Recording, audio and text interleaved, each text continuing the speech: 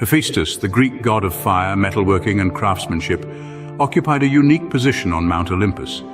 Unlike his perfectly sculpted brethren, Hephaestus was born lame, a deformity that brought shame upon his mother Hera, queen of the gods. In some myths, she cast him from the heavens in disgust, while others tell of a power struggle with Zeus, where Hephaestus intervened and was hurled from the sky as punishment. Landing with a crash, the fall solidified his lameness but also birthed a deep connection to the earth's fiery heart.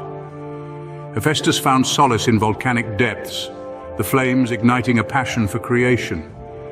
He established his forge within these fiery mountains, the rhythmic clang of his hammer against the anvil echoing through the caverns. He became the divine blacksmith with unmatched skill, crafting magnificent weapons and armor for the gods. The gleaming breastplate of Achilles, Hermes' winged helmet, and Apollo's chariot all bore the mark of Hephaestus' ingenuity. Despite his talent, Hephaestus remained an outsider on Olympus. His physical imperfections set him apart from the idealized beauty of the other gods. Yet, his creations were coveted by all. Even Zeus, the king of gods, relied on Hephaestus' expertise.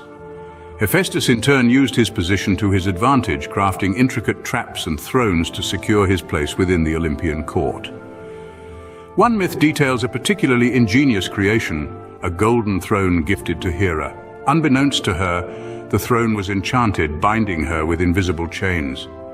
The humiliated queen became a prisoner in her own palace, and it was only through the intervention of Dionysus, the god of wine and revelry, that Hephaestus agreed to release her. This episode highlights the complex character of Hephaestus. Though ostracized, he possessed a cunning intellect and a touch of vengeance, refusing to be solely defined by his deformity. Hephaestus' most curious relationship was with Aphrodite, the goddess of love and beauty. Zeus orchestrated their marriage in an unlikely pairing, hoping to prevent a war amongst the gods vying for Aphrodite's hand.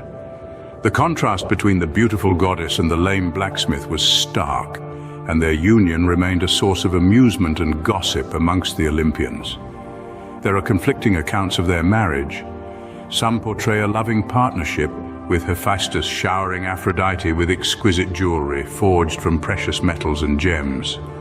Others depict a loveless union, with Aphrodite drawn to the more virile charms of Ares, the god of war. When Hephaestus discovered their infidelity, he devised a clever trap, snaring the lovers in an unbreakable net for all Olympus to witness. Humiliated, Ares retreated and Aphrodite returned to Hephaestus, though the true nature of their reconciliation remains shrouded in myth. Beyond his role as an Olympian craftsman, Hephaestus was also revered by human artisans. Blacksmiths, sculptors, and metalworkers across Greece saw him as their patron deity, offering prayers and sacrifices for his blessings.